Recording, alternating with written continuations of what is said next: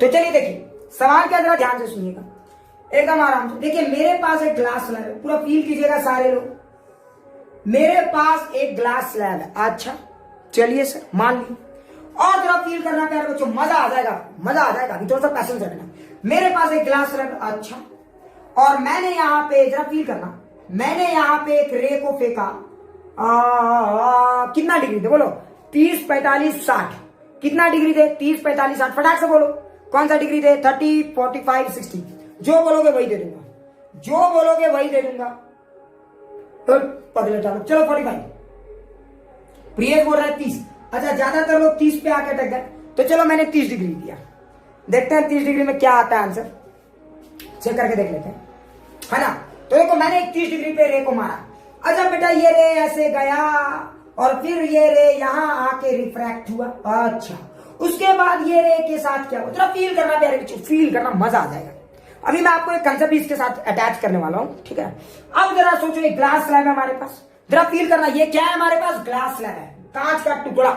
एक और चीज, एग्जाम में बेटा बड़ी टाइप के ग्लास नाम बोल देगा, तो दिस ग्लास, दैट ग्लास, फलाना ग्लास, कुछ से तुमको मतलब नहीं है, सिर्फ रिफ्रैक्टिव इंडेक्स दे दे बस, वही काफी है तुम्हारे लिए। अब डर मत जाना, क्राउन ग्लास क्या होता है सर, कोरोना वायरस की तरह क्या, हाँ कि अलग अलग वायरसेस का नाम, अरे बेवकूफ ग्लास का नाम कुछ भी दे दे, डरना मत, गरीब ग्लास, अमीर ग्लास, भिखारी ग्लास, समझ में आया, थर्ड क्लास, सब कुछ भी दे दे, डरो मत, सिर्फ रिफ्रैक्टिव इंडेक्स देख लेना, वो डेटा दे देगा, तुमको टेंशन नहीं लेना है।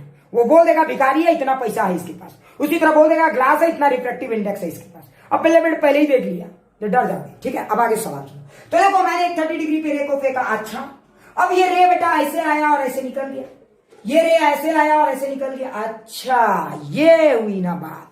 अब जरा आप लोग फील करके मुझे बताइए, अब आप लोग जरा मुझे फील करके बताइएगा सारे बच्चों, जरा बताइए कि what should be the minimum refractive index.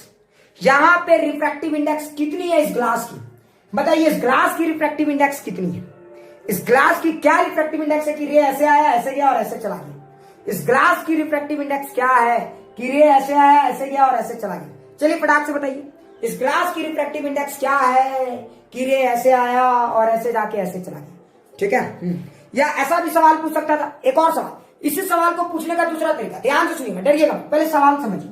सवाल में ऐसे भी पूछ सकता था कि बताइए इस ग्लास का मिनिमम रिफ्रैक्टिव इंडेक्स क्या रखेंगे कि कोई भी रे 30 डिग्री से प्रोजेक्ट करेंगे तो वो TIR करे, वो यहां आए और TIR करे। ये भी सवाल हो सकता था, ये भी सवाल हो सकता था कि इस ग्लास का रिफ्रैक्टिव इंडेक्स क्या रखेंगे कि कोई भी रे आए, जरा फील करना मेरे भाई, कोई भी रे आए और यहां से TIR करके जाए, ठीक है।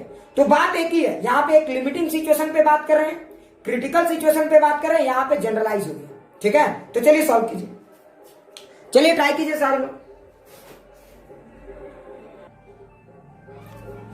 रितेश, नितेश, सौरभ का आंसर आ रहा है 1.4 यानी √2, अच्छा प्रियेश 1.414, अच्छा और अभी से टाइम वेस्ट हो रहा है, अरे टेंशन मत ले, पढ़ा रहा हूं ना। नितेश 1.414, चलिए मैं फटाक से बताता हूं इस सवाल को कैसे बनाना है। सबसे पहले एक बात बताइए, सबसे पहले एक बात बताइए बेटा, यहां इतना तो तय है, जरा फील करना मेरे प्यारे बच्चों, इतना तो तय है कि रे यहां आ रहा है और ये रे कहां से कहां जा रहा है, रेयर से डेंसर, तो कुछ तो एंगल बनाएगा, लेट दिस एंगल इज θ1।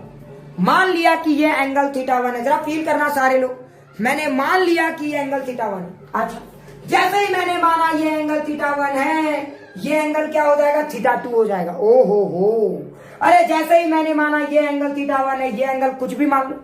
अच्छा एक और बात ध्यान देना, एक चीज तो आप समझ रहे होगे, θ1 और θ2 के बीच में कुछ रिश्ता है, θ1 प्लस θ2 क्या कहलाता है, ये रिश्ता क्या कहलाता है, फटाक से बताओ। अरे θ1 प्लस θ2 की रिश्ता क्या कहलाती है, फटाक से बताओ, अरे फटाक से बोल रहे भाई, मार्केट में गर्दा उड़ा देंगे। θ1 प्लस θ2 की रिश्ता क्या कहलाती है, कुछ लोग बोलेगा क्या कहलाती है,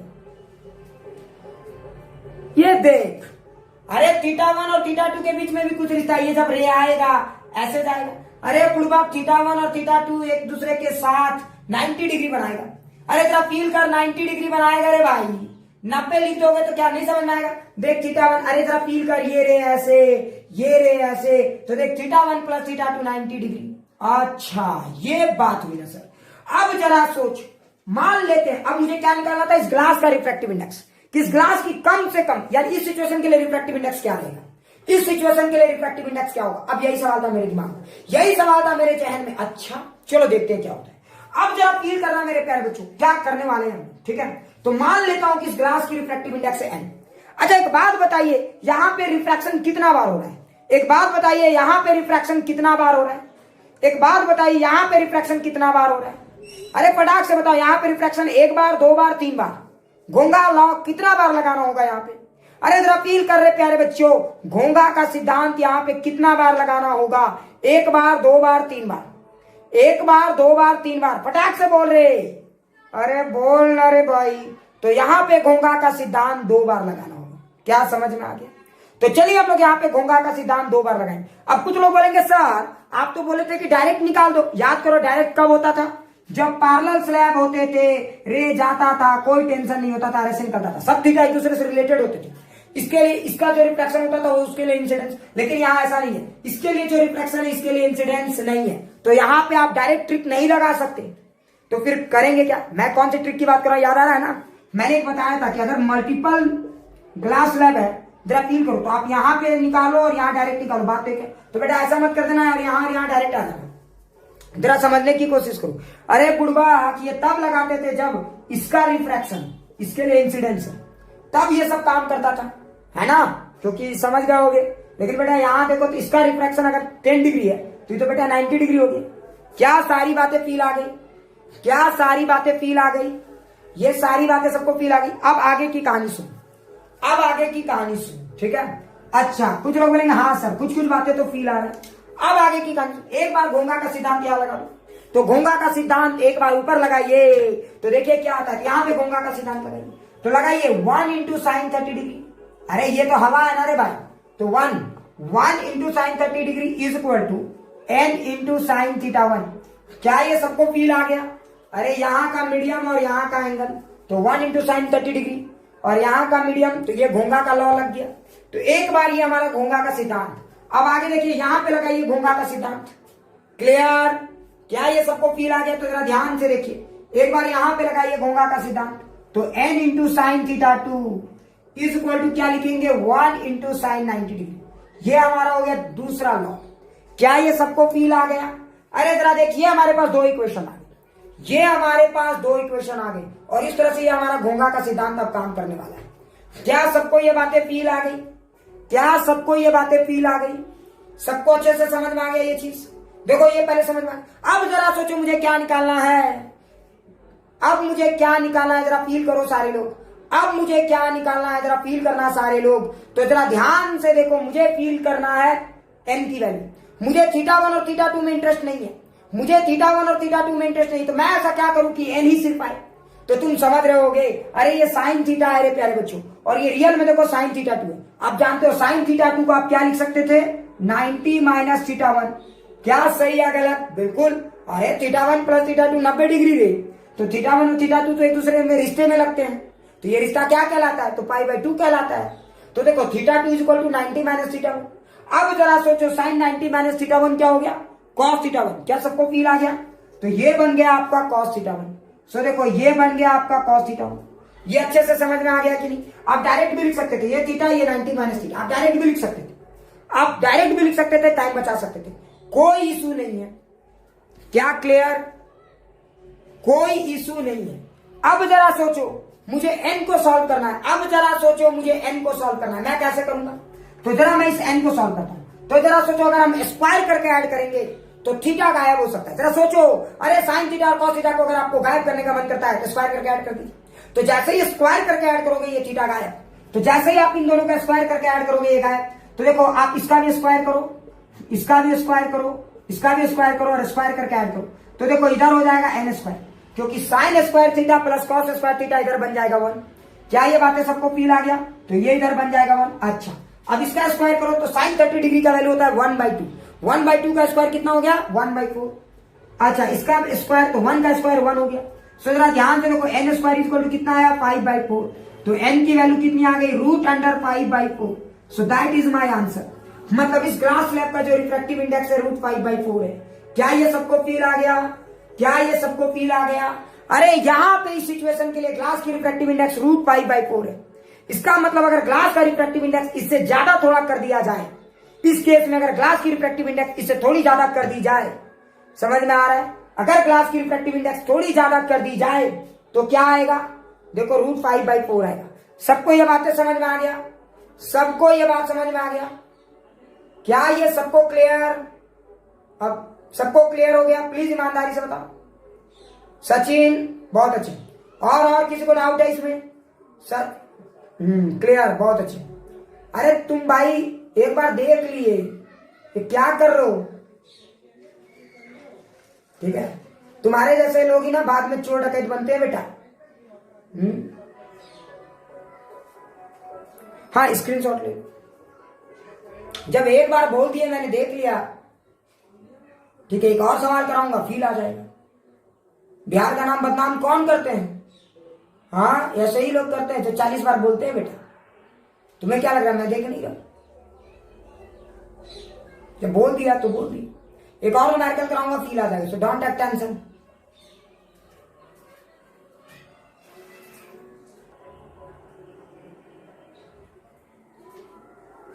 ऋतिक बहुत अच्छे, बहुत अच्छा ऋतिक। और बाकी लोग? पार्थ आज क्लास नहीं किया क्या? नितेश बहुत अच्छे, थैंक्स। और बाकी लोग? गर्ल्स में से? अरे गर्ल्स में से बहुत सारे लोग थे, मैं तो अभी नाम उतना फिर भूल गया, बीच में क्लास एब्सेंट, मैं नाम भूल गया सबका। हाँ सुनील बहुत अच्छे, थैंक्स सुनील। और बाकी लोग फटाफट कमेंट करो, फटाफट कमेंट करो। निधि बहुत अच्छे, अच्छा 97। अनुषा बहुत अच्छे, 100। ठीक है, चलिए एक और सवाल कराता हूं। ठीक है, ये सवाल एम्स में पूछा जा चुका है। भले ये सवाल कुछ लोग बोलेंगे सर एम्स में पूछा तो हम क्यों करें, करके देखो आपको फील आ जाएगा। ठीक है, और जिन लोगों को इस टॉपिक में ये सवाल में डाउट है वो कर सकते हैं। तो जरा ध्यान से देखो, एक सवाल एम्स का भी कराता हूं ताकि आपको फील आ जाएगा, कंसेप्ट वही रहेगा, याद रखेंगे एकदम। अब समझ में आ गया होगा कैसे बनाते हैं न्यूमेरिकल्स को। एक और सवाल कराता हूं ताकि आपको शायद पूरा फील आ जाए। जरा देखिएगा इस सवाल को, देखिए। अच्छा, ऑप्टिकल फाइबर का नाम सुना है आपने? ऑप्टिकल फाइबर, कुछ लोग बोलेंगे ना सर, अरे कुछ लोग बोलेंगे ना सर। ठीक है, ऑप्टिकल फाइबर का नाम सुना है? बहुत अच्छा, बहुत अच्छा। अच्छा, तुम लोगों ने देखा होगा ऑप्टिकल फाइबर में क्या होता है, जरा फील कराता हूं। अब उतना डेप्थ में नहीं जाएंगे, टेक्नोलॉजी के पॉइंट ऑफ व्यू से ऑप्टिकल फाइबर क्या होता है। तो ऑप्टिकल फाइबर में 3 लेयर होता है, जरा ध्यान सुना। एक अंदर होता है कोर, ठीक है, अंदर एक होता है कोर, उसका रिफ्रैक्टिव इंडेक्स, अच्छा लॉजिक से बताओ, उसकी रिफ्रैक्टिव इंडेक्स ज्यादा रखी जाती है कम? लॉजिक से बताओ, उसकी रिफ्रैक्टिव इंडेक्स ज्यादा रखी जाती है कम? फटाक से बताओ, उसकी रिफ्रैक्टिव इंडेक्स ज्यादा रखनी चाहिए कम? देखो ऑप्टिकल फाइबर में 3 लेयर होते हैं, फील करना। अगर क्रॉस सेक्शनल व्यू देखोगे तो आपको ऐसा दिखेगा, ये ऑप्टिकल फाइबर ऐसा दिखेगा, समझ में आ रहा है? अरे ये सब पढ़ाएंगे रे भाई, प्रिज्म अलग से पढ़ाएंगे, सो डोंट टेक टेंशन, सब पढ़ाऊंगा। पढ़ा लेने के बाद अगर डाउट रह जाए तो फिर पूछना, ठीक है? पढ़ा लेने के बाद डाउट रह जाए तो फिर पूछना, सब पढ़ाएंगे, सो एकदम टेंशन नहीं लेना, ठीक है? क्लियर? अच्छा जरा ध्यान से देखिए, ये हमारा ऑप्टिकल फाइबर है, ठीक है? इसका 3 व्यू देखोगे, अगर ऐसे देखोगे, लेकिन अगर आप इसको ऐसे देखोगे डिजाइन के पॉइंट ऑफ व्यू से तो आपको ये ऑप्टिकल फाइबर ऐसे दिखेगा।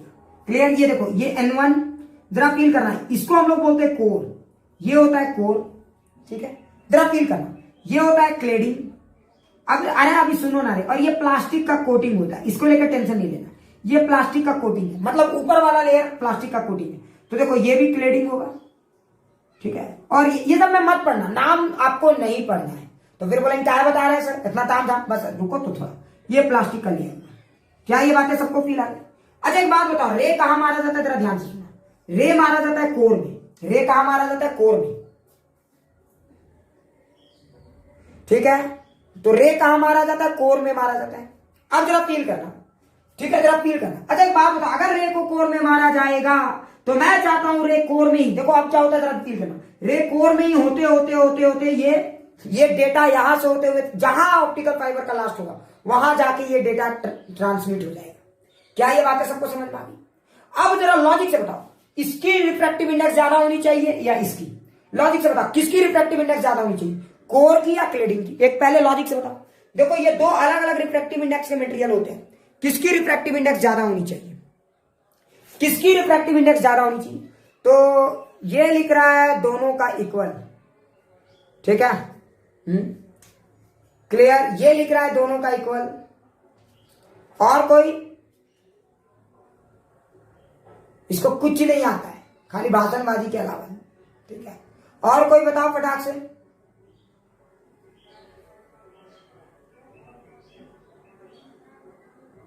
और कोई बताओ।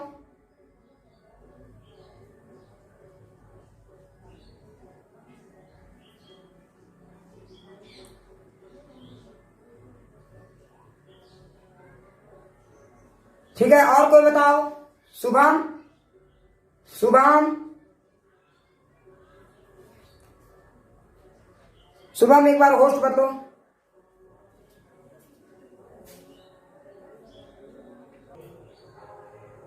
ठीक है, जरा फील करना, ये कोर सेगमेंट है हमारा, फील करो, ये हमारा कोर सेगमेंट है। ठीक है, इसके ऊपर एक क्लेडिंग किया हुआ रहता है, जरा फील करना। तो ये हमारा कोर हो गया, इसके ऊपर क्लेडिंग है। अब जरा सोचो, लाइट जब यहां दिया जाता है तो जरा फील करके बताओ, जब लाइट यहां पे दोगे इस कोर में, तो लाइट इसी कोर में रहे, तो बताओ इस क्लेडिंग वाले की रिफ्रैक्टिव इंडेक्स और कोर वाले की रिफ्रैक्टिव इंडेक्स सेम कैसे हो सकती है? पहले ये सोचो, अगर सेम रहेगा बेटा तो जब लाइट यहां से यहां जाएगा, जरा फील कर रहा है, ये कोर हो गया हमारा, ये क्लेडिंग। प्लास्टिक का कवर तो सिर्फ प्रोटेक्शन है, उसको भूल जाइए प्यारे बच्चों। तो ये क्या करेगा, हमारा कोर हो गया, ये क्लेडिंग हो गया। तो जरा सोचो, अगर ये रे ऐसे जाएगा और दोनों का रिफ्रैक्टिव इंडेक्स सेम होगा तो ऐसे निकल जाएगा। ये तो बहुत इलॉजिकल आंसर है। ठीक है, ऐसा आंसर दोगे तो मैं तो टॉलरेट करूंगा नहीं। अब आगे जरा सोचिए, तो अब सवाल है कि अगर मैं चाहता हूं ये रे वापस इसी मीडियम में रह जाए, तो कोर और क्लेडिंग में किसकी रिफ्रैक्टिव इंडेक्स ज्यादा होनी चाहिए? फटाक से बताओ। अरे कोर और क्लेडिंग में किसकी रिफ्रैक्टिव इंडेक्स ज्यादा होनी चाहिए? लॉजिक से सोचो। मतलब यहाँ पे जो ऑप्टिकल फाइबर होता है ना, वो दो सिलेंडर के होते हैं, एक छोटा सा रेडियस का सिलेंडर और एक concentric cylinders, clear, coaxial cylinder. तो कोर की रिफ्रैक्टिव इंडेक्स ज्यादा होनी चाहिए। क्या ये बातें सबको फील आ गई? कोर की रिफ्रैक्टिव इंडेक्स ज्यादा होनी चाहिए ताकि रे उसी में से होकर जाए, और यही होता भी है। अरे यही होता भी है, कोर की रिफ्रैक्टिव इंडेक्स ज्यादा बना दी जाती है ताकि रे क्या हो, उसी के अंदर फंस जाए। अब जरा सोचो, अगर कोर का रिफ्रैक्टिव इंडेक्स ज्यादा होगा तो बोलो क्या होगा, ये क्लैडिंग होगा। अभी देखना, एक एक चीजें फील कराऊंगा। ये होता है आपका क्लैडिंग। अब क्या होगा, फील करना। अब तो रे यहां से यहां जाएगा, लेकिन ये रे इधर नहीं जा पाएगा। अगर ज्यादा रिफ्रैक्टिव इंडेक्स, ये ज्यादा डेंसर है, ये कम डेंसर है, तो रे का चांस है वो TIR करेगा और एक कोर से होते हुए एक दुनिया से दूसरी दुनिया तक जाता है। मैं आपको जानकारी के लिए बता दूं, यही चीज होता है पूरा अमेरिका से लेकर इंडिया तक में। जितना भी आप जो गूगल में और फलाने में नेटवर्क सर्चिंग करते हो और जो भी आप करते हो, जरा ध्यान से सोचना। ठीक है, सारा डेटा ट्रांसमिशन बेटा एक ऑप्टिकल फाइबर के थ्रू ही होता है, और इतना फास्ट और इतना जबरदस्त डेटा है जिसका आप अंदाजा नहीं लगा सकते। ऑप्टिकल फाइबर का ताकत यह है कि बेटा पता है, एक पतला सा बाल, इतना पतला ऑप्टिकल फाइबर एक बड़े शहर को पूरा संभाल सकता है। ठीक है, दरभंगा जैसे शहर को पूरा अच्छे से संभाल सकता है। ये है इस ऑप्टिकल फाइबर का ताकत। ठीक है, तो आराम, मतलब टेक्नोलॉजी का यूज करना सीखो। क्लियर, अब आगे बढ़ते हैं। कुछ लोग बोलेंगे हाँ सर अब इससे क्या फील है, अब जरा फील कराता हूं। तो देखो एक सवाल है इसमें, डरना मत, डरना बिल्कुल मत, डरना मत। देखो सवाल क्या, जरा फील करना प्यारे बच्चों, अभी मजा आ जाएगा आपको। तो सवाल ये है कि देखो इस तरह का 2 लेयर है, फील करना। ठीक है, मैं आपको समझाने के लिए बता रहा हूं। तो मैं चाहता हूं, देखो अब एग्जाम में क्या करता है, इसको एक लेयर नहीं बदल देता है। तो आपको डरना नहीं है, आप बिल्कुल आराम से देखिए। तो थोड़ा बड़ा पिक्चर बनाता हूं ताकि बड़ा है तो बेहतर है। जरा देखिए, ये है हमारा पिक्चर, सारे लोगों को फील आ गया होगा। ये है हमारा पिक्चर, अच्छा ये हमारा पिक्चर, जरा फील करना। ये हमारा रिफ्रैक्टिव इंडेक्स N1, ये हमारा रिफ्रैक्टिव इंडेक्स N2। ठीक है, अब सोचो, ये उसी का डायग्राम है, ये ऑप्टिकल फाइबर का ही डायग्राम है, समझ गए? ये बेटा कोर है, ये क्लेडिंग है, ये भी हमारा N2 है। खैर ये दिया रहे ना दिया रहे कोई फर्क नहीं पड़ता। अब जरा ध्यान से सुना, सवाल क्या, जरा अच्छे से समझना। सवाल में ये बोला जाता है, आपको बाद में बताऊंगा ये सब चीजें, बाद में। अभी जरा सोचो, सवाल ये है कि यहां पे ये अल्फा, यहां पे ये अल्फा की वैल्यू कितनी होगी, जरा फील करके बताना सारे लोग। यहां पे ये अल्फा की वैल्यू कितनी होगी कि ये रे N1 में ही TIR करने लगे, ये रे N1 वाले ही मीडियम में रहे। सवाल सबको फील आ गया? यहां पे आपको बताना है कि अल्फा, ठीक है, यहां पे कम से कम या ज्यादा ज्यादा। अब ये अल्फा अभी फिलहाल आप इतना ही लॉजिक समझिए, अब कम और ज्यादा का कंसेप्ट अभी थोड़ा देर में समझ पाएंगे। पहले ये बताइए कि अल्फा का वैल्यू कितना रखेंगे कि ये रे यहां से निकले, ये रे यहां से, अगर ये रे जाता है तो यहां से जाए। उसके बाद हम लोग बाकी चीजें फील करेंगे कि अल्फा का वैल्यू कम रखने से क्या होगा, ज्यादा रखने से क्या होगा। चलिए सवाल को सॉल्व करके बताइए। तो बताइए व्हाट इज द मिनिमम नहीं, अल्फा की वैल्यू कितनी होगी कि यहां पे ये कंडीशन सेटिस्फाई हो। अल्फा की वैल्यू कितनी होगी कि यहां पे ये कंडीशन सेटिस्फाई हो। देन आफ्टर हम लोग आगे की कहानी समझेंगे। चलिए फटाक से सॉल्व करके बताइए अल्फा की वैल्यू या साइन अल्फा आप निकालिए। तो बताइए what is the value of sine alpha. Option मैं दे देता हूं, what is the value of sine alpha. Option 1 N2 by N1, option 2 N1 by N2, option 3 root under n1 square minus n2 square, option 4 root under n1 square plus n2 square by n1 plus n2। कौन सा option सही है? चलिए फटाक से बताइए। Which of the given option is correct? Sine alpha is equal to n2 by n1, n1 by n2 root under n1 square minus n2 square और root under n1 square plus n2 square by n1 plus n2। Which of the option is correct? अरे फटाक से बताइए, which of the option is correct? फटाक से बताइए। निकेश ने बोला 4, और कोई? और कोई? फटाक से बोलो, और कोई? घोंगा का लॉ। सचिन एक बात बताओ, यहां पे घोंगा कितना बार लगेगा? तो बताइए, यहां पे रिफ्रैक्शन एक बार यहां और एक बार यहां हो रहा है, मतलब घोंगा का सिद्धांत यहां भी लगाएंगे, यहां भी लगाएंगे।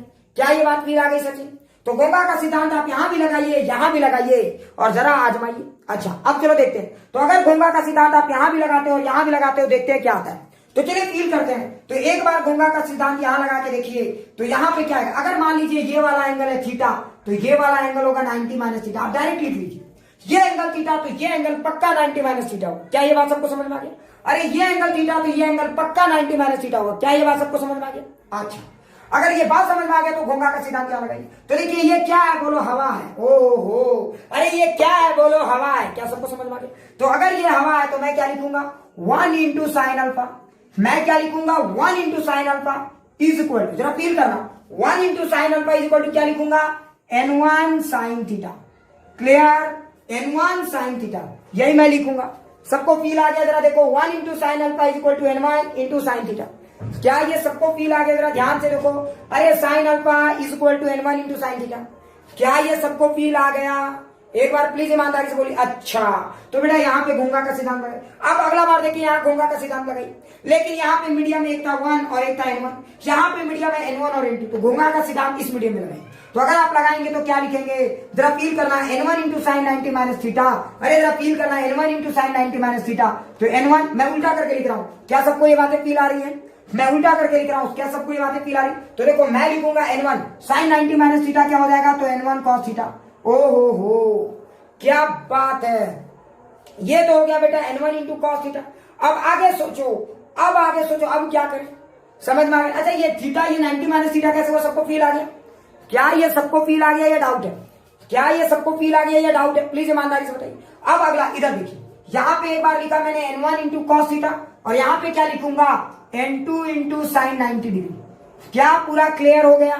अरे जरा ध्यान से देखिए। अच्छा, तुम जरा ध्यान से देखो, ये तो पिछले बार जैसा ही है, लेकिन इस बार थोड़ा सा समझो। मुझे थीटा में इंटरेस्ट नहीं, क्योंकि थीटा तो फ्लेक्सिबल है ना। अरे ये थीटा तो फ्लेक्सिबल हो सकता है ना, ये तो डिपेंड करता है कि ये कैसा मीडियम है। लेकिन हाँ, एक बात होता है बेटा, ये मीडियम कुछ भी है, ये अगर फलाना है तो ये पक्का 90 माइनस फलाना होगा। अरे ये ढकाना है तो ये पक्का 90 माइनस ढकाना होगा। ये बात तो बेटा कंफर्म है, इसमें तो मुझे कोई शक नहीं है। अच्छा, इसमें आपको कोई शक नहीं है। चलो, अगर अब इसमें शक नहीं, इसको सॉल्व करो। तो देखो, मुझे साइन अल्फा में इंटरेस्ट है, तो थीटा में मुझे इंटरेस्ट नहीं है, क्योंकि वो अंदरूनी कहानी है, उससे मुझे कोई मतलब नहीं। तो फिर बोलोगे, तुम बोलोगे कि सर फिर आप इसको क्यों सॉल्व करो? अरे बेवकूफ, थीटा में मुझे कोई इंटरेस्ट है ही नहीं। क्लियर? मुझे इंटरेस्ट है सिर्फ साइन अल्फा में, तो मैं थीटा को इग्नोर करना चाहता हूं। तो आप स्क्वायर करके ऐड कर दीजिए, इग्नोर हो जाएगा। तो स्क्वायर करके ऐड कर दीजिए, तो इधर बच जाएगा n1 स्क्वायर और इधर क्या बच जाएगा? साइन स्क्वायर अल्फा, और यहाँ क्या हो जाएगा? n2 square. तो जरा ध्यान से देखिए, sine square alpha is coming out to be n1 square minus n2 square. ओहो हो, क्या बात है। तो sine alpha is equal to क्या आ जाएगा? Root under n1 square minus n2 square. क्या ये सारी बातें सबको फील आ गई? क्या ये सारी बातें सबके दिमाग में भेजे में जा रही है? अरे जा रही है कि नहीं? अब जरा देखो, तो ये हो गया हमारा साइन अल्फा की value. So this is the value of sine alpha. क्या ये सबको क्लियर हो गया? ये हमारा साइन अल्फा की वैल्यू होगी। अरे ये हमारे साइन अल्फा की वैल्यू होगी। क्या ये सबको क्लियर हो गया? अब जरा फील करना, पता है इस साइन अल्फा में ना एक बड़ा खास बात है। ये साइन अल्फा, अच्छा ये साइन अल्फा क्या बताता है? जरा सोचो, फील करो, ये साइन अल्फा क्या होता है। मान लो अगर हमने इसमें लिटिल बिट मैनिपुलेशन कर दिया, मान लो हमने लिटिल बिट n1 और n2 की वैल्यू रख दी, और मान लो हमारे अल्फा की वैल्यू आ गई 30 डिग्री। तो what is the meaning of this 30 degree? पहले फील करना, what is the meaning of this 30 degree? ओहो, ये एक मजेदार सवाल है। क्या ये सारी बातें सबको फील आ गई? What is the meaning of the 30 degree? ये तो लिमिटिंग कंडीशन है। अरे ये लिमिटिंग कंडीशन है। अब जरा समझने की कोशिश करना, तब क्या होगा? यानी कि अगर आपने किसी रे को 30 डिग्री से फेंका, था फील करना मेरे प्यार बच्चों, अगर किसी रे को 30 डिग्री से फेंका तो टर टर टर, अच्छा 30 डिग्री से फेंके तो ऐसे जाएगा टर टर टर, अच्छा, लेकिन जरा सोचो, अगर किसी रे को आपने 30 डिग्री से ज्यादा फेंका, अगर किसी रे को आपने 30 डिग्री से ज्यादा फेंका तो बोलो क्या होगा? अगर किसी रे को आपने 30 डिग्री से ज्यादा फेंक दिया तो बोलो क्या होगा? क्या ये बातें सबको समझ में आ गई? तो एक काम करते हैं, हम एक रे को 30 डिग्री से ज्यादा में फेंकते हैं। मान लीजिए हमने समझाने के लिए 40 डिग्री ले लिया। अच्छा एक बात बताइए, जब आप रे को ज्यादा एंगल से फेंकोगे तो अगर अल्फा ज्यादा तो थीटा ज्यादा, फील आया? अरे अगर अल्फा ज्यादा तो थीटा ज्यादा, ओ हो क्या बात है। सोचो, अल्फा ज्यादा तो थीटा ज्यादा, और अगर थीटा ज्यादा तो ये वाला एंगल कम हो जाएगा। अच्छा बताओ, अगर ये एंगल कम हो रहा है, जरा फील करना, मान लो अगर ये 60 डिग्री में क्रिटिकल एंगल था तो बताइए ये एंगल तो कम हो रहा है। अगर ये एंगल कम हो रहा है तो बताइए ये रे रिफ्लेक्ट होने के चांस है या, अरे जरा बताइए, ये रे रिफ्लेक्ट होने का चांस है या ये, ठीक है? अरे फटाक से बताओ, क्या ये रे रिफ्लेक्ट होने का चांस है? ये रे क्या वापस आएगा या दूसरी दुनिया में जाएगा? तो जरा सोचो, अगर आपने ये वाला एंगल ज्यादा रखा तो ये एंगल ज्यादा होगा, और अगर ये एंगल ज्यादा होगा तो ये एंगल कम होगा, और अगर यहां पे एंगल कम हो गया तो TIR होने का चांस भी कम हो जाएगा। क्या ये बातें सबको समझ में आ गई? अरे क्या ये बातें सबको समझ में आई? इसका मतलब ये हुआ कि अगर आप यहाँ पे अल्फा की वैल्यू, अगर मान लो अल्फा 30 डिग्री आया, तो अगर आपने अल्फा की वैल्यू ग्रेटर देन 30 डिग्री रखा तो ये रे वापस दूसरी दुनिया में जा सकता है, मतलब यहाँ पे TIR नहीं होगा। क्या ये बातें फील आ गई? रे इसी मीडियम में नहीं रहेगा। क्या ये बातें सबको फील आ गई? क्या ये बातें सबको फील आ गई? लेकिन जरा सोचो, अगर तुमने अल्फा की वैल्यू लेस देन 30 डिग्री रखी तो क्या? जरा फील करना, अगर तुमने अल्फा की वैल्यू लेस देन 30 डिग्री रखी तो बोलो क्या होगा? अब मैं तुम्हें लॉजिक बताता हूं, अगर तुमने अल्फा की वैल्यू लेस देन 30 डिग्री रखी तो क्या होगा? जरा फील करना, अगर तुमने ये एंगल कम रखा तो ये भी कम होगा, और अगर ये कम हो गया तो ये एंगल बढ़ जाएगा। ओ क्या बात है। और अगर ये वाला एंगल बढ़ा तो ये एंगल बढ़ रहा है, मतलब बेटा क्रिटिकल एंगल से भी ज्यादा हो रहा है। अरे जरा फील करो, मतलब TIR होने का अच्छा चांस है। इसका मतलब ये हुआ कि यहाँ पे अल्फा क्या बताता है? तो ये अल्फा बताता है कि बेटा अगर अगर अगर अगर अगर अगर इसका मतलब ये हुआ, जरा फील करना सारे बच्चों, जरा फील करना, एकदम रटना मत, कोई भी चीजें रटने की जरूरत नहीं। इसका मतलब ये हुआ कि अगर जरा सोचो, इस तरह का हमारा ऑप्टिकल फाइबर का ये है, अगर तुमने यहाँ पे बहुत सारे रे फेंके, टिंग टिंग टिंग, जरा फील करो, 3 रे मैंने फेंका, ये वाला रे 30 डिग्री, ये वाला रे 10 डिग्री, और ये वाला रे 70 डिग्री। बताओ रे 1 2 3 कौन सा रे नहीं एक्सेप्ट किया जाएगा इस गेम में? अरे कौन सा रे डाटा ट्रांसमिट नहीं करेगा? फटाक से बताइए, कौन सा रे डाटा ट्रांसमिट नहीं करेगा? पहला वाला, दूसरा वाला या तीसरा वाला? अरे कौन सा रे डेटा ट्रांसमिट करने में कैपेबल नहीं है? फटाक से बताओ, कौन सा रे डेटा ट्रांसमिट करने में कैपेबल नहीं है? फटाक से बताइए, अरे कौन सा रे डेटा ट्रांसमिट करने में कैपेबल नहीं है? अरे फटाक से बताओ सारे लोग, कौन सा रे? 1 2 3 रे 1 2 3, तो समझ गए होगे 3 वाला जो रे है वो डेटा ट्रांसमिट करने में कैपेबल नहीं है। क्या ये बातें सबको फील आ गई? तो वो रे आपका डेटा ट्रांसमिट नहीं करेगा। अच्छा, अगर वो रे डेटा ट्रांसमिट नहीं करेगा, इसका मतलब, तो जरा सोचो, मतलब अगर आप इस एंगल पे रे को फेंकेंगे तो ये रे यहाँ पे एक्सेप्ट नहीं होगा। समझ में आया? तो मतलब ये रे एक्सेप्ट नहीं होगा, तो 2 एक्सेप्ट होगा, 1 एक्सेप्ट होगा। तो TIR के लिए जो रे एक्सेप्ट होते हैं, जो एंगल पे रे फेंकते हो, जितने एंगल तक के रे एक्सेप्ट होते हैं, उनको बोलते हैं एक्सेप्टेंस एंगल। क्या बोलते हैं उनको? Acceptance angle. क्या बोलते हैं उनको? Acceptance angle. क्या फील आ गई ये सारी बातें? तो देखो, ये जो अल्फा, याद रखना, अगर ये अल्फा है तो एक तरह से जरा सोचो, अगर तुम यहाँ पे जरा सोचो, अगर ये अल्फा है, जरा फील करना, ये एक रे, ये तो एक्सेप्ट होगा ही होगा। लेकिन जरा सोचो, अगर कोई रे इसके अंदर वाले एंगल में आते हैं, इसके अंदर वाले एंगल में कोई भी रे आता है तो ये रे कहलाते हैं एक्सेप्टेड रे, मतलब इस एंगल के रे एक्सेप्ट होंगे। दैट्स वाई, समझ में आ रहा है ना? अल्फा से कम वैल्यू, तो अल्फा की value less than, greater than 0 and less than 30 degree, ठीक है? तो here this angle is called acceptance angle. क्या ये बातें फील आ गई? मतलब 30 डिग्री से जितने भी एंगल हैं वो सारे रे TIR के लिए एक्सेप्ट कर लिए जाएंगे, and that's why 30 degree is also said to be acceptance angle. अच्छा बताओ, यहाँ पे अल्फा की जो वैल्यू होती है वो मैक्सिमम होती है मिनिमम? अब समझ में आ गया होगा। तो रियलिटी में ये मैक्सिमम लिखा जाता है। अरे ये क्या लिखा जाता है? मैक्सिमम। क्या ये बातें समझ में आ गई? अल्फा की वैल्यू यहाँ जो सब्स्क्रिप्ट देखोगे तो कभी कभी अल्फा भी लोग लिख देते हैं, कभी कभी ऐसे भी लिखते हैं, sine alpha max, clear, root under n1 square minus n2 square. Confuse मत होना, वो बताना चाहते हैं कि अल्फा की जो वैल्यू है वो मैक्सिमम है, मतलब 30 डिग्री तक के रे तो करेंगे ही करेंगे। क्लियर? अच्छा एक और चीज, कंफ्यूज मत होना, साइन अल्फा मैक्स मैक्सिमम होता है, मतलब ये हुआ। अब जरा सोचो, एक सेकंड, कंफ्यूज मत होना, ये सब टाइम पास चीज है, थोड़ा सा नॉलेज के लिए बता देता हूँ, कभी जिंदगी में काम आएगा, ठीक है? तुम मेरे को याद भी करो। अच्छा जरा सोचो, अगर बेटा ये अल्फा, अच्छा एक बात बताओ, अल्फा कम होने से, अल्फा कम और ज्यादा होने से क्या फर्क पड़ता है? अच्छा बताओ, अगर आप चाहते हो कि रे एकदम पूरी तरह से एक्सेप्ट हो जाए, अरे अगर आप चाहते हो रे पूरी तरह से एक्सेप्ट हो जाए, कोई भी रे किसी भी एंगल पे फेंके सब एक्सेप्ट हो जाए, तो बताओ अल्फा की वैल्यू मैक्सिमम कितनी होनी चाहिए? फटाक से बताइए। अगर आप चाहते हो कि सारे रे एक्सेप्ट हो जाए तो अल्फा की वैल्यू कितनी होनी चाहिए? अरे फटाक से बताइए। आप चाहते हो 100% रे एक्सेप्ट हो जाए तो अल्फा की वैल्यू कितनी होनी चाहिए? फटाक से बताइए। आप चाहते हो कि सारे के सारे कोई भी एंगल से हमारे सबके सब रे एक्सेप्ट हो जाए तो अल्फा की वैल्यू कितनी होनी चाहिए? अरे फटाक से बताओ। अगर आप चाहते हो कि सब के सब रे एक्सेप्ट हो जाए तो अल्फा की वैल्यू कितनी होनी चाहिए? ये जो अल्फा आप कैलकुलेट करके निकालते हो, अल्फा मैक्स की वैल्यू कितनी होनी चाहिए? बताओ फटाक से बताओ। अरे अल्फा मैक्स की वैल्यू 90 डिग्री होनी चाहिए। क्या ये बातें सबको फील आ रही है? अल्फा मैक्स की वैल्यू नहीं निधि, अल्फा मैक्स की वैल्यू 90 डिग्री होनी चाहिए निधि। सोचो कैसे? अगर निधि तुमने बोला 45 डिग्री, जब फील करना, अरे जरा फील करना। अगर तुमने बोला 45 डिग्री तो बेटा 45 डिग्री से नीचे वाले सारे रे एक्सेप्ट हो जाएंगे, लेकिन ये वाले रे का क्या होगा?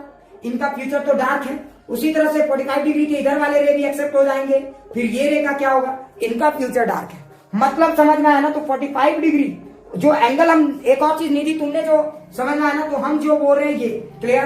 तो अल्फा की वैल्यू कितनी होनी चाहिए? अगर जरा सोचो, मतलब अगर तुमने अल्फा की वैल्यू 45 डिग्री तो ये रे एक्सेप्टेड, ये रे रिजेक्टेड। ओहो, तो फिर इनका क्या होगा? तो बेटा ऐसा क्यों ना किया जाए कि अल्फा की वैल्यू 90 डिग्री ले ले। अगर अल्फा की वैल्यू 90 डिग्री ले लोगे तो सब के सब रे एक्सेप्ट हो जाएंगे, सब के सब रे एक्सेप्ट हो जाएंगे। क्लियर? इसलिए कुछ लोग बोलते हैं कि अगर साइन 90 डिग्री आ जाए तो मजा आ जाए। अगर ये साइन 90 डिग्री हो जाए तो 100% रे विल बी एक्सेप्टेड। इसलिए साइन अल्फा, जरा ध्यान से सुना। इसलिए देखो, अगर मान लो अल्फा की वैल्यू 90 डिग्री आ जाए, जरा अगर मान लेते किसी कैलकुलेशन से अल्फा की वैल्यू 90 डिग्री आ जाए, ऐसा भी आ सकता है। एक सवाल कराऊंगा, मजेदार कंसेप्ट वाले सवाल कराऊंगा। तो मान लो कि अगर अल्फा की वैल्यू 90 डिग्री आ गई, जरा फील करो। अगर मान लो कि अल्फा की वैल्यू 90 डिग्री आ गई, इसका मतलब क्या हुआ? बेटा आयरा गैरा नतू कैरा सब एक्सेप्ट और सब टीआईआर करने लगेगा, सब टीआईआर करेगा और जो भी रे फेंकोगे सब जाएगा दूसरी दुनिया में, सब अमेरिका से लेकर इंडिया तक पहुंच जाएगा। क्या समझ में आ रहा है?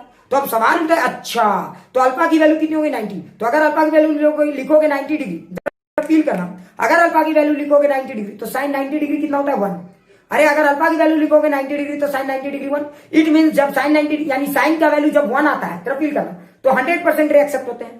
और एकदम फैक्ट है, साइन अल्फा से इसका बहुत गहरा रिश्ता है। इसलिए कुछ लोग साइन अल्फा को देखो, जेईई एडवांस में क्या हुआ, अगर आपको थोड़ी सी जानकारी नहीं रहेगी, कोई टफ सवाल नहीं आता, कोई सवाल टफ नहीं था, लेकिन उसने क्या किया, साइन अल्फा वर्ड यूज करके न्यूमेरिकल अपर्चर एक वर्ड यूज कर लिया। अब बेचारा बच्चा जो है ना, वो पहली बार सुन रहा है, अरे न्यूमेरिकल अपर्चर क्या होता है? कुछ नहीं, कंफ्यूज नहीं होना। साइन अल्फा को ही न्यूमेरिकल अपर्चर कहा जाता है। क्या कहा जाता है? तो साइन अल्फा का ही एक नया नाम समझ लो, न्यूमेरिकल अपर्चर। अब कुछ लोग मुझसे एक सवाल और पूछ सकते हैं कि सर साइन अल्फा को ही क्यों लिया गया? तो एक लॉजिक तो मैं तुम्हें ऐसे समझाता हूं अभी, और इसके बाद एक सवाल दूंगा। अगर वो सवाल तुम घर में बनाते हो तो अपने आप समझ में आ जाएगा कि सर ने साइन अल्फा को न्यूमेरिकल अपर्चर क्यों कहा। ये तुमको अपने आप फील आ जाएगा, सो डोंट टेक टेंशन, ठीक है? अपने आप फील आ जाएगा।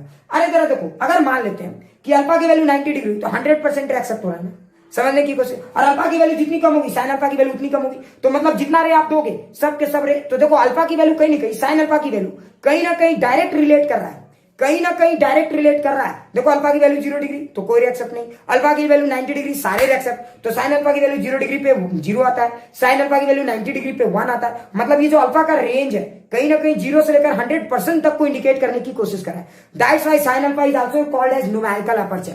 तो कंफ्यूज मत होना, साइन अल्फा को न्यूमेरिकल अपर्चर कहते हैं। And here alpha is said to be acceptance angle. Alpha को क्या कहते हैं? Acceptance angle. अच्छा, ये अल्फा किस रेंज में होता है, मैक्सिमम या मिनिमम रहेगा? तो जब भी अल्फा रहेगा मैक्सिमम रहेगा। इस तरह के सवाल में क्या सारे लोगों को फील आ गया ये चीज? क्या सारे लोगों को फील आ गया? तो यहाँ पे जो आप अल्फा लिखते हो वो क्या लिखते हो, आप सबको फील आ गया या अभी भी डाउट है? प्लीज एक बार ईमानदारी से बताइए, क्या एकदम 100% फील आ गया? क्या ये एकदम 100% फील आ गया? सब लोग प्लीज एक बार ईमानदारी से बताइए, फटाक से बताइए।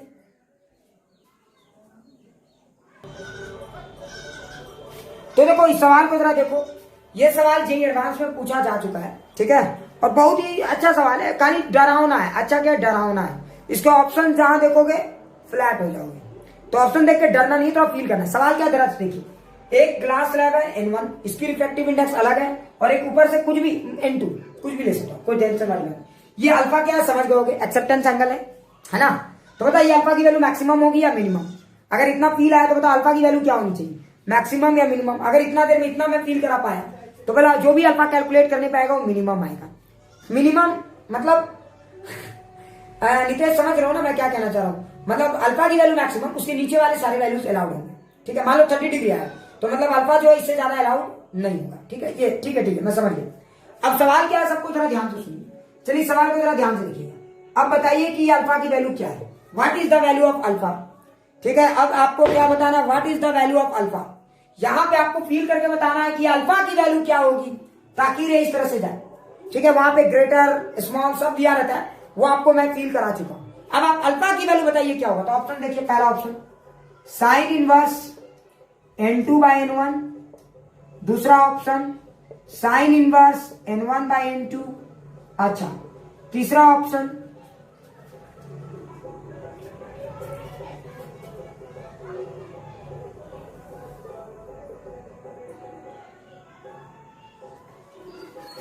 तो साइन इनवर्स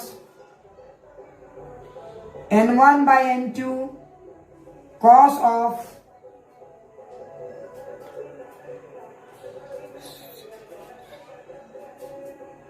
ये कॉस नो, अरे अब तो मुझे भी शॉर्टकट लेना पड़ जाएगा। हाँ, कॉस ऑफ n2/n1। चलो हम देख लेंगे, कैलकुलेशन थोड़ा बहुत इधर उधर हो सकता है, मैं थोड़ा सा शॉर्टकट टाइम में कर दिया हूं। ठीक है, तो हो सकता है कैलकुलेशन एरर हो सकता है, मे बी मैंने चेक नहीं किया है। ठीक है, चलो अब अगला एक और देखिए, sine inverse of n1 cos of, cos में भी साइन आएगा क्या, एक बार दो बार तो एंगल रिलेट हो जाएगा। हाँ, ठीक है। अच्छा, मैं इसको एक बार चेक कर लूंगा, तुम लोग तब तक सॉल्व करो, मैं इसको एक बार चेक करके सुधार दूंगा। कॉस ऑफ 1/n2, मैं इसको सुधार दूंगा, उसके लिए टेंशन मत लेना, मैं इसको भी कैलकुलेशन करके सुधार दूंगा। चलिए बताइए कौन सा ऑप्शन सही है, कौन सा ऑप्शन सही है। ठीक है, चलिए फटाक से बताइए कौन सा ऑप्शन सही है, फटाक से बताइए। नितेश बोल रहा है 4, फटाक से सारे लोग बताओ।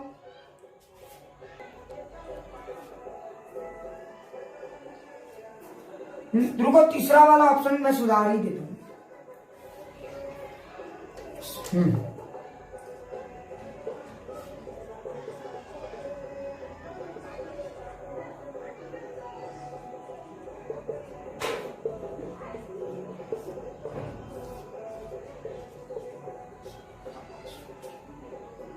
हाँ ठीक है, चलो बहुत तगड़ा सवाल है, बना के दिखाओ बेटा। कुछ लोग तो इस सवाल का ऑप्शन देख के डर जाएंगे। हाँ, अब मुझे लग रहा है यही होना चाहिए। चलिए अब बताइए, चलिए फटाक से बताइए कौन सा ऑप्शन करेक्ट है। हिमांशु ने आंसर दिया 3, क्या बात है हिमांशु, क्या बात है हिमांशु। राजा ने भी बोला सर 3, क्या बात है राजा बाबू, क्या बात है नितेश। शांतनु भी 3। तुम लोग इतना कॉन्फिडेंस में आके कैसे आंसर बोल रहे हो, मुझे समझ नहीं आ रहा। तुम लोग कुछ गड़बड़ कर रहे हो, तुम लोग कुछ गड़बड़ कर रहे हो इस सवाल में। अरे कुछ तो इज्जत देने का है सवाल को। बहुत अच्छे सौरभ, शानदार।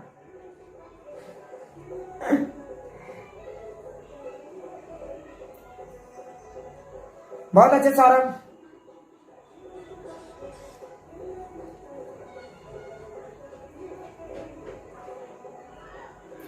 निधि बहुत अच्छे।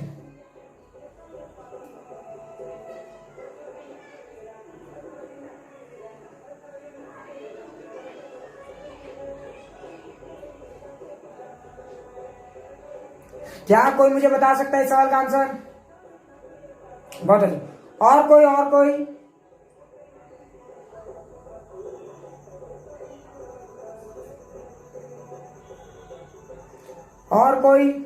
अरे फटाक से बोलो, अरे फटाक से बोल मेरे भाई, ऐसा कैसे चलेगा। सिर्फ 8-10 लोगों ने आंसर दिया। चलो मैं सॉल्व करता हूं, ठीक है। अच्छा एक बात बताओ, अगर इस सवाल को सॉल्व करना है तो बताओ मुझे कितना बार घोंघा को पकड़ना होगा। अरे घोंघा लॉ को कितना बार पकड़ना होगा। अगर मुझे इस सवाल का आंसर ढूंढना है तो कितना बार घोंघा को पकड़ना होगा, फटाक से कमेंट कर। अरे कमेंट करने में क्यों स्लोली करता है। अरे अगर मुझे इस घोंघा को पकड़ना है तो कितना बार पकड़ना होगा, फटाक से बोलो प्यारे बच्चों। अगर मुझे इस घोंघा को पकड़ना है तो कितना बार।